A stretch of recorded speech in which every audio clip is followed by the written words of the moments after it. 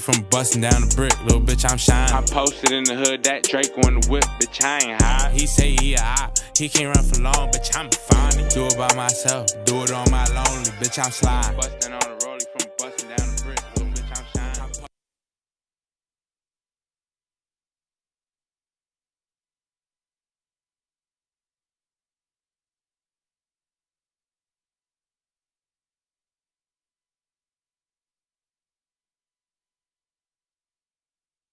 Yeah. Do it again. Yeah. Do it again. So it's all energy work. Either I don't have to put my hands physically on you, but I can just think about get 103.5. Right. You might get static. You might get some interference. Right. But you're gonna get that frequency. So if you're on the same frequencies, that's how we interacted. That's how we met. Because Right. I would have never knew you if I wasn't on this frequency. You know what I mean? As me, knowing you. Uh-huh. Right, and that's kind of crazy. I was just telling him all the time, like, what messed me up is low vibrational people around, they don't need to be around me because I can pull their thoughts. Yeah, no. I can pull their thoughts so easily. Yeah, and you will, because their mind is too open. Yeah. Their mind, they have too much, they're too susceptible to shit. So, and of course, the way you are, it's I can read simple. it. It's very simple. And that's why I know when he vibrate low, because I can read his mind. When he vibrate high, I can't. Right, like upstairs, I know he's high because I couldn't read his mind. I know where the fuck he was at. He disappeared. Right, now I'm afraid he disappears, and that's because like a lot of times he disconnects his emotion. And I tell people they gotta disconnect their emotions in order to kind of like really love life or live life. Emotions are indicators. Right. That's all. It's just letting you know how close or how far you are from God. That's it. Right. So if you feel good, that's what God wants. That's Right. that's how you continue to help people that actually want to be helped. We can get back to that. But if you're not on that frequency of even if you feel like you need contrast. You have to be shown. Wow. Okay, this doesn't feel good to me. Because if we was always in bliss, what would the point of anything be? Right. Nothing would feel good. So if you, I'm not listening. I know. Wow. You fucked me up with that. Thank you. I'm blushing and shit. Right. Right on camera. You're making me right on camera. So that's the thing. So if you are feeling good, that's the best place you can be. You feel bad, then you're obviously low vibrating. You're just what is the problem? What is Right. the issue? And that's all emotions are. People run off of emotions, anger, frustration. They make decisions out of happiness and in the moment, and then they fuck their life up because Right. they, Trying to be happy or sad. Exactly. Right. And that's what I tell people all the times, right? How do you feel, Bob, about happiness, right? Because a lot of people watching this, they just want to live their life to be happy. But I tell people all the time that I don't got to be happy, and I'm still happy. I'm happy with the bad, right? Because I understand the bad is just going to let me know that something good is coming, right? So as long as I make a new decision. Right. You create your own happiness with whatever you choose to make you happy. Right. That's what I think about it. I don't feel like people have a lot of time to be angry or sad about a lot of stuff. You know what I'm saying? You got to try to figure it out and keep going. Right. And if that'll make me happy. Imagine being able to build an app with your name on it, just by thinking about it. Meet Base 44, a complete AI creation. You know what I'm saying? And that's happiness. You're smart, Bob. Yeah, Bob very smart. See, a lot of people got something to do with me. I'm a very outspoken person, right? I'm going to speak something with no feelings attached, right? And I'm the So same way. that means as soon as you change, I forgot about it, right? It's no problem with me. But when you don't change, That's the issue. that's the issue, right? Especially when you know somebody like me and you. If Right. I'm giving you my energy and you don't take it, that's what pisses me off. Like if I physically I haven't dated in over 2 years. I don't like dealing with people. The last time I dealt with somebody was a fucking mistake. Right. And I knew better. And after I dealt with somebody, I looked at the motherfucker and I said, learning, this is the place, all the things that you need to do. Okay, yeah, fine. But when you get to the 5D, this is a completely different. Of course, we live in 3D. Right. So we have to be here. So when people say, oh, you do this, you do that, and you well, that's because I still live in the third dimension. But here, I'm 5D. I'm so beyond all this. I can still do this silly. How many times can a person get tugged? Well, we have found the limit at extra.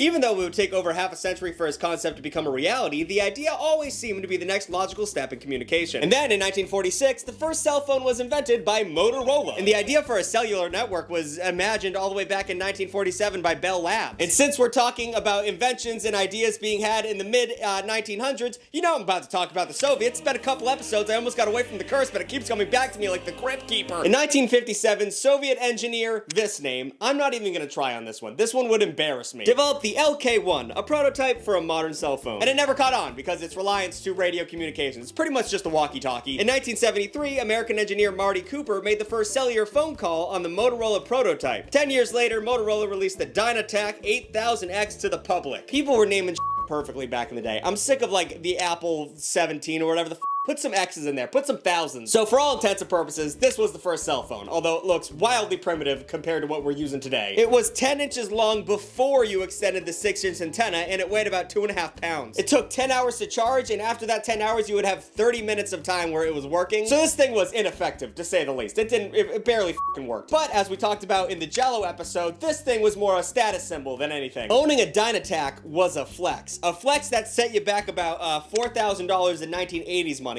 I didn't adjust for inflation. Oh no, I did. That's $11,700 nowadays for a fucking cell phone. Getting one of these phones back in the day is like getting a Cybertruck now. It means you're a douchebag. And I don't want to get too opinionated, but the Cybertruck looks like shit. I mean, what he originally, the concept art for that thing was cool, and then he brought it out and it has like, it's way too long, and it looks like a duck. It's fucking dog shit. Anyway, by the time the 90s rolled around, cell phones were getting smaller and cheaper. On December 3rd, 1992, a British engineer changed the future of phones forever with the world's first text. And that text read, "You up? Horny right now. Come over in 5. I have wine." Just kidding, it said Merry Christmas, but that would have been fantastic. Through the 90s, companies would experiment with perfecting SMS messaging. Nokia released the first phone that could send a text in 1993, though it could only send messages to users on the same mobile network, which is a foreign concept nowadays, but that was pretty common back in the day. In 1995, T9, or Text on 9 technology was invented. This enabled predictive texting, and this is a talent that people my age have that kids have no fucking idea how hard this was and how sick it was to nail text messages with only 9 numbers. It was fucking hard and it was cool to do, but it was complicated because the numbers were tiny, and if your thumbs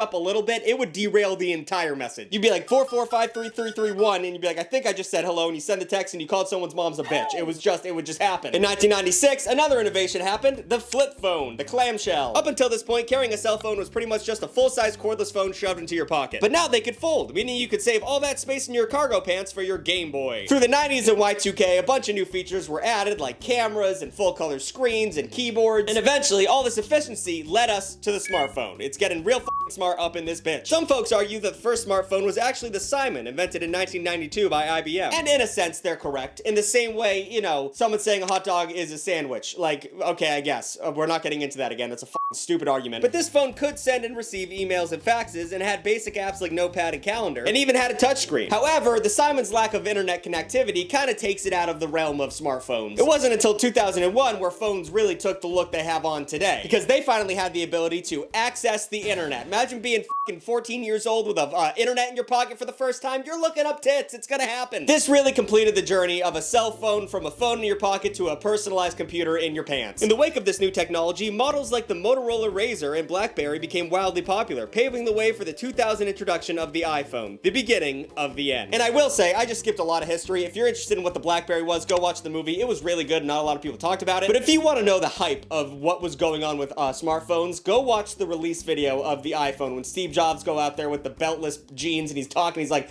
MP3, internet, phone. Do you get what I'm saying? He puts them all together on stage and everyone's like, holy f***, it's all gonna be on one device. I can't believe that. It had web surfing, it was sleekly designed, and it had thousands of apps to download on day one. By the end of 2008, Apple had sold over 12 million iPhones, and today, Apple regularly sells over 200 million phones annually and accounts for the majority of smartphones sold in the US. That was all one take, baby. Chris, don't show the take I up on, please. The iPhone signaled the beginning of the smartphone era. 4.88 billion people in the world are now smartphone users, which accounts for 60% of all people on Earth. That number is even crazier when you realize that 750 million people on this Earth don't have access to electricity. Some people are still out there using candles functionally, like they're not setting up moods, they are trying to see at night with candles, while other people are sitting on the toilet watching 4K videos on their iPhone. It's insane. Phones are so deeply ingrained in our culture that we willingly give them to children.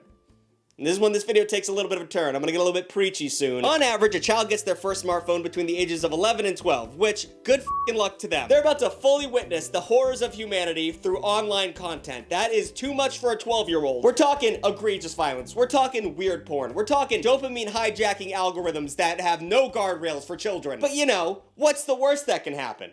Chris, make the next title the worst that can happen, please. Monday.com, the opposite of any workplace.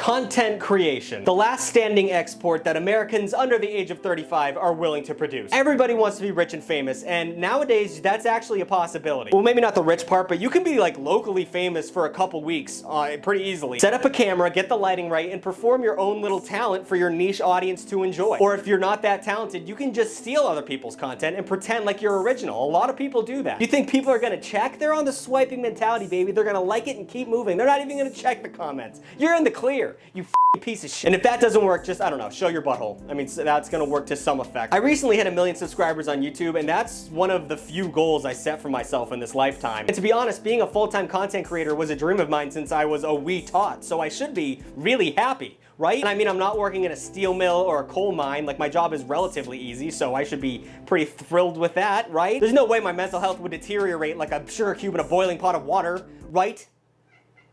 I'm gonna complain for like the next 12 minutes, so you just gotta stick through this. So we all have our favorite content creators. Markiplier, XQC, Jenna Marbles. The best one. But if you've been around the web as long as I have, you'll notice that your favorite content creators will start in one place and become a fucking shell of themselves after a while, which is not fun to watch, but it happens to everybody. But why is that? Well, as someone who's had up close and first-hand experience with this career path, I know a thing or two about content creation, okay? Number one, there's too much pressure. Oh my god. This job is a Sisyphus-level boulder roll where you wake up in the morning, pull an idea out of your ass, post that video, and then you show it to a variety of people for mild applause. And then you just sit there and watch the analytics grow or not grow as if it's gonna make the water boil any faster. And if it doesn't go well, if the video's a flop, whoopsie, there goes some wasted time. And if I do a bunch of those, then there goes my whole career. Let's hope I can keep it up, Tucker. Number two, this shit is lonely, yo, straight up. First of all, I rarely leave my house due to this career. I'm not a travel blogger. I make everything right here. You gotta crank content out to stay even a little bit relevant, and I'm not even good at that. And it's just me, my camera, and my thoughts. I don't have like a production team. It's just me standing here, and my thoughts are loud, and they are angry, and they don't stop. And also, I don't even know how you reach out to other content creators. I don't know what's the best way to reach them. And it's so pretentious to even assume that because I have subscribers and someone else has subscribers that we should like link up, bro. Oh, I've noticed you have some clout. I also have some clout. Let's talk about how, I don't know, getting pussy. I don't know, fuck it. So I have no clue what I'm doing, I have no one to relate to, and I don't have anyone to vent to about this. All my friends work in an office, a 9 to 5, and if I complain a little bit about my job, they're like, hey, suck it up, pussy. I'm working the fucking grind. And I'm like, I get that. But I mean, for instance, number 3, the comments weigh on me like the boulder on Corey's chest. I know you're not supposed to read them, guys. I know everyone's been saying don't read the comments since like 2006, but my ego, it's so hungry. And the majority of you guys say very funny, very nice things, and I want to be part of that fun. But then sometimes I get a comment that says something like, oh, he looks like Chris Evans if he died in a river and showed up in a lake 2 months later. Or, oh, he looks like a mix between a gummy bear and Mac Miller post-overdose. Another comment that was written 2 years ago and I can't stop thinking about it. Or, oh, how about he looks like that rat from that animated movie. Doesn't matter which movie. I look like all of them. I look like all of the rats. And number 4, and most importantly, I alluded to it earlier, but nobody knows what the fuck they're doing.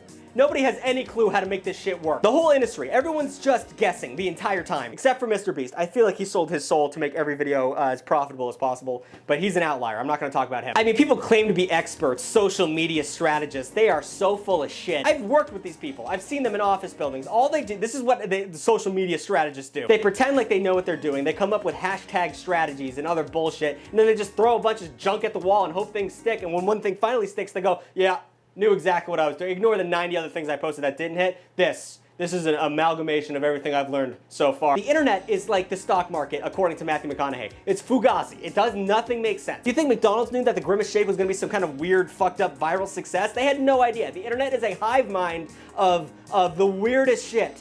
Everyone's just guessing.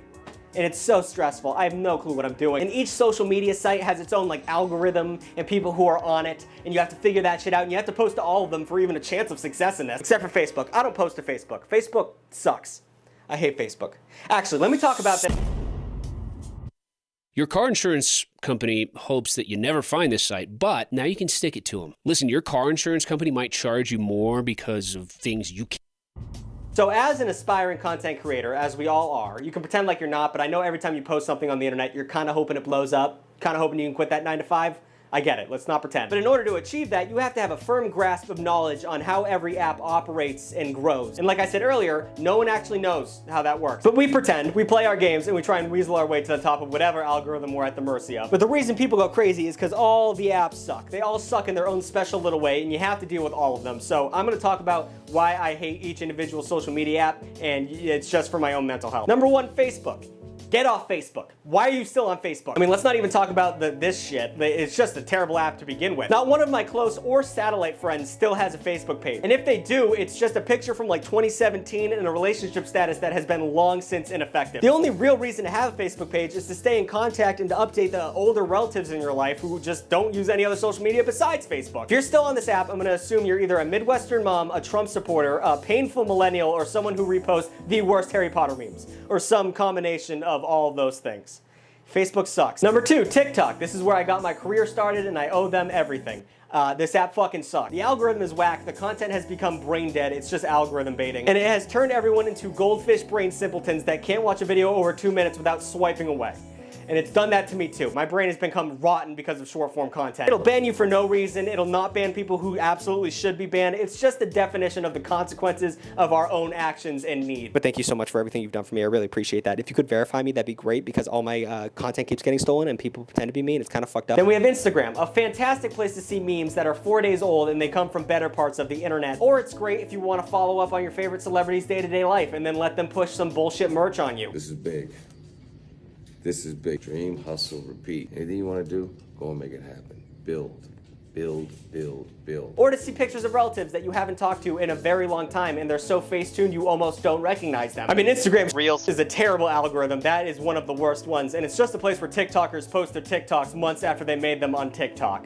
So just get a TikTok. I know why you're holding out because Chinese or whatever, but just fucking do it. Then we have Pinterest. I don't know Pinterest. I don't get Pinterest. I'm not a woman and I'm not saying only women can use Pinterest, but I feel like it's specifically made for women to figure out because my male brain can't handle all of the pictures and how to navigate. I type in what I want to see and it doesn't show it to me. I cannot crack the code and therefore I will not talk about this any further. And then we have Twitter. Stop touching it, Elon. Stop touching it. It's scary. This was one of the worst places to put content out to begin with. It's so toxic. But now with the blue checkmark people at the top of every comment section just saying the worst takes imaginable. Every comedy Twitter page has become a place of interaction bait because they get paid now for every interaction they have, and now it's just like, do you remember when SpongeBob was on TV?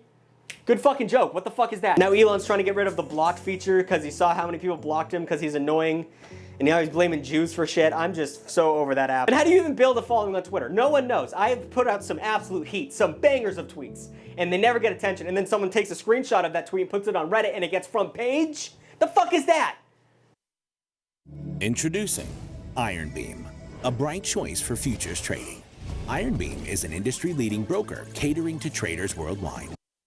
Okay, whatever. I'm done talking about this. Then we have YouTube, the best.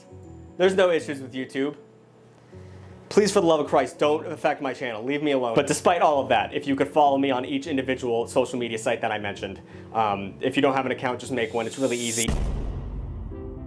Fun fact, it's much later in the day now because I was editing the footage and I realized halfway through the video the camera just went out of focus. So that's pretty tight. I have a place to be in a half hour and I am fucked. But since I already talked about all the aspects of social media that rots your brain, I wanted to talk about the effects of that brain rot. And that would be types of content creators that absolutely suck wang. I mean, I'm not a big shit talker. To quote AJJ, I'm too cowardly to take a stand. I want to keep my nose clean. So I won't be calling out content creators directly, but there are definitely genres of these types of people that are just disgusting. First and foremost, we have the pointers. You've probably seen these people before against your will. These people are known for their lack of input as well as their ability to ride the coattails of a much more talented creator. They always sit in the bottom of a screen and they just point up to like a meme or a tweet that they did not create, and that's all they do. I mean, sometimes they'll like chuckle or they'll be like, huh, that's so true. But that's not content creation. That's just a way to handle the fact that you're a waste of space, Ben.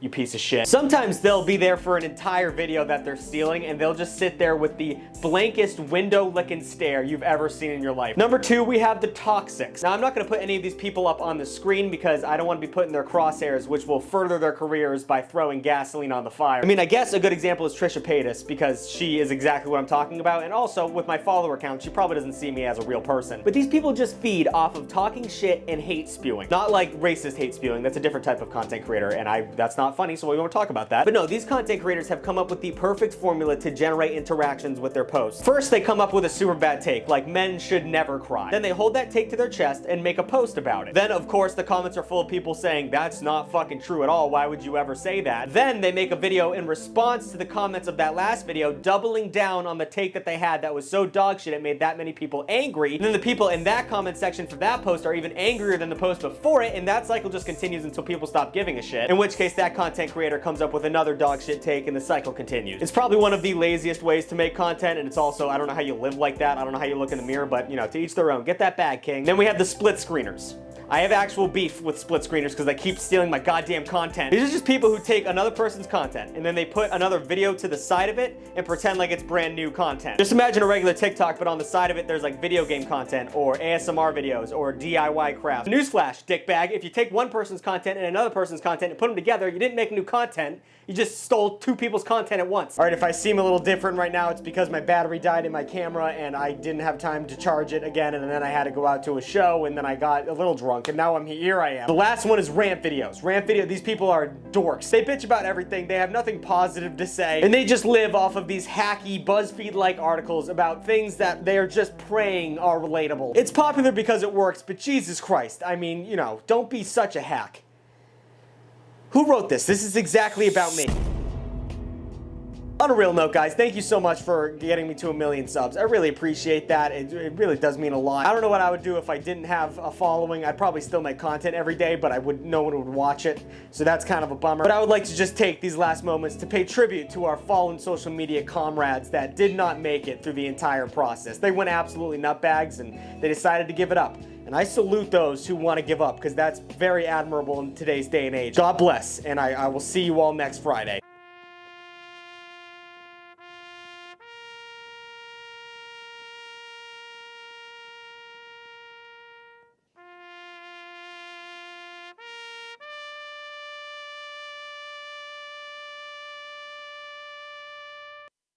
Limu Limo at your service. Here to help you save